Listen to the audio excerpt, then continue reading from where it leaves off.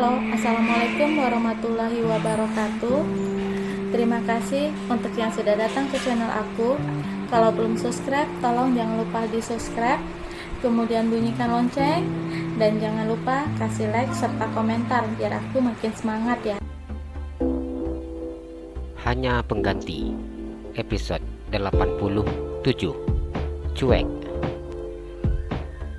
David duduk dengan gelisah saat terbayang wajah istrinya. Entah mengapa ia selalu rindu, padahal hanya berpisah sebentar saja. Kenapa sih nggak kasih kabar? Dipandangnya layar ponsel yang ada di atas meja.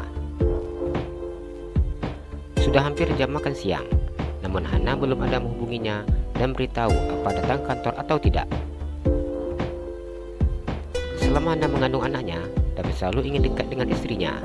Bahkan ia merasa tidak tenang dan nyaman ketika sendiri dalam ruangan seperti ini. Namun ia kesal sendiri ketika mendengar sikap istrinya yang biasa-biasa saja dan terlihat sangat cuek. Enggak apalah, aku telepon Hana. Setelah mengalahkan egonya, David akhirnya menghubungi nomor ponsel milik istrinya. Jika lama pria itu menunggu, sambungan video call yang dilakukannya diangkat oleh milik nomor yang ditujunya. 1 kali panggilan tidak terjawab, 2 kali, hingga panggilan yang ketiga kalinya. Halo, jawab Hana dengan suara serak dan mata yang terpejam.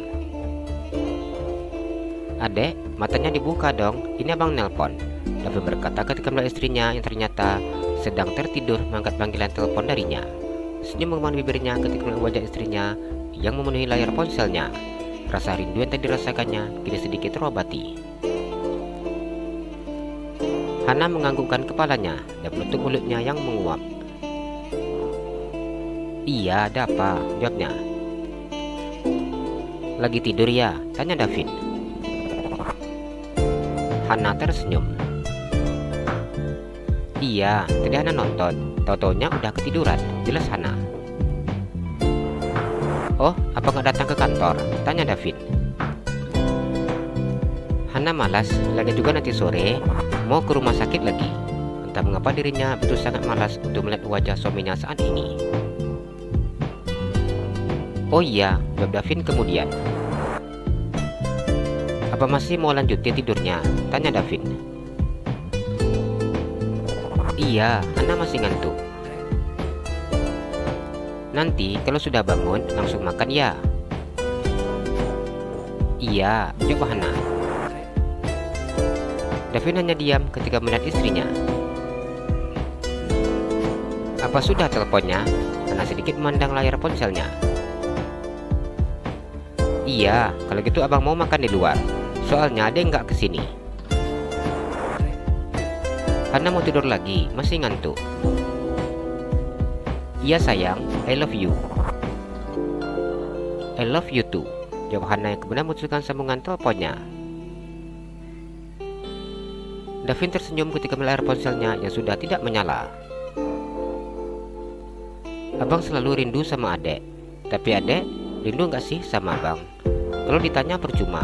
Pasti jawabannya iya, Hana juga rindu. Terkadang abang ingin jawaban yang benar-benar dari hati adek, bukan hanya jawaban yang dibuat untuk menyenangkan hati abang aja. Abang benar-benar menyesal dek kalau ingat apa yang telah abang lakukan. Kini ia harus berjuang untuk mendapatkan hati istrinya dan meyakinkan wanita itu akan cinta yang dimilikinya. Permisi pak, ada Pak Rafasha, ucap sekretaris pribadi David. Suruh masuk, ucap David. Rafasha masuk ke dalam ruangan tanpa menunggu perintah dari pemilik kantor. Pria itu sudah duduk di kursi yang ada di depan sahabatnya. Aku mau makan siang, David berkata ketika sahabatnya sudah duduk di depannya. Apa sendiri? Tanya Rafasha. Emangnya lihat? Tanya David. Tinggal dijawab, jangan balik tanya, ucap pria saya ini duduk dengan tegap. Ada apa? Tanya David. Apa kamu ada melihat berita? Rafasha mulai topik peralihan.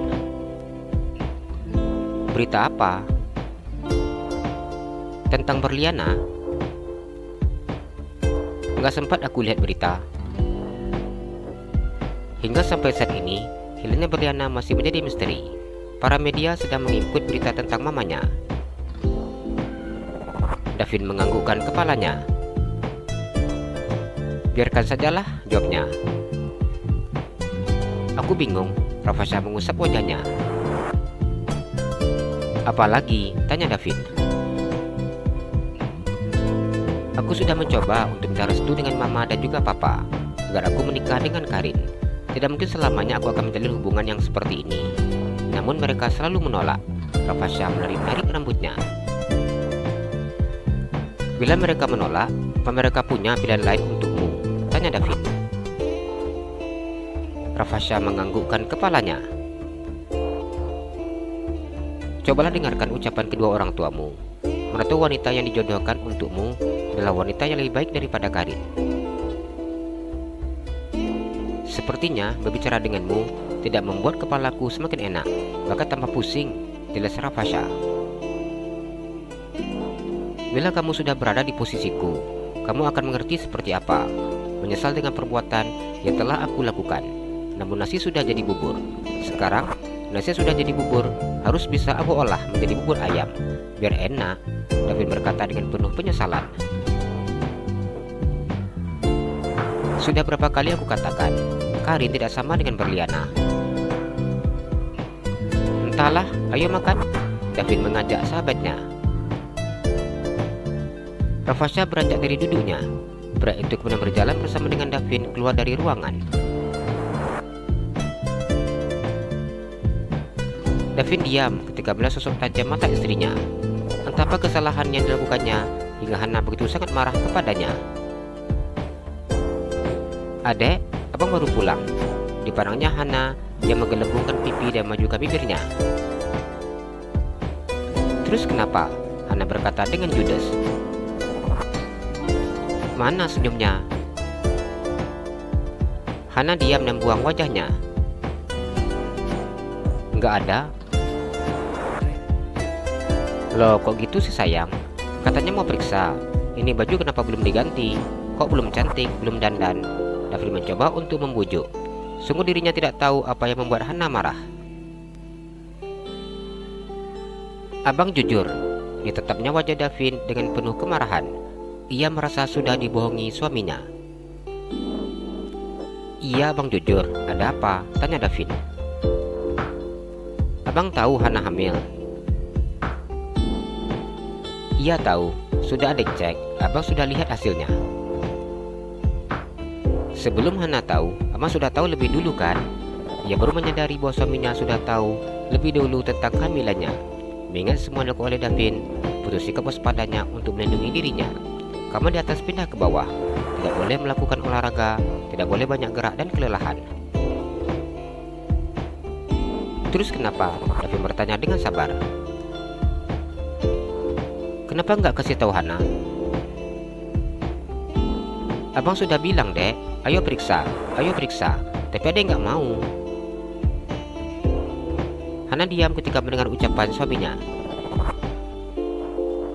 Sudah abang bilang berapa kali coba? Abang ajak ayo periksa. Adek tetap aja nggak mau periksa. Adek tetap aja bilangin tambah gendut karena banyak makan. Hana diam dan memajukan bibirnya. Davin tersenyum menang wajah istrinya. Abang tahu dari mana? Tanya Hana. Perut sudah sebesar ini, masa sih nggak tahu? Davin mengulum senyumnya. Ih abang, Hana merengek dan memukul dada suaminya. Davin tertawa dan memeluk istrinya. Ini mami gimana sih? Ada anak dalam perut nggak nyadar. Hana hanya diam saat mendengar ucapan suaminya. Kali ini dia tidak bisa melakukan pembelaan terhadap dirinya. Siap-siap ya, kita lihat anak. Abang mau mandi sebentar. Davin mengusap perut istrinya. Hana menganggukkan kepalanya. Mana ciumnya? Hana tersenyum dan mencium bibir suaminya yang sudah maju ke depan. Jalan-jalan ke Pekanbaru, jangan lupa beli sepatu.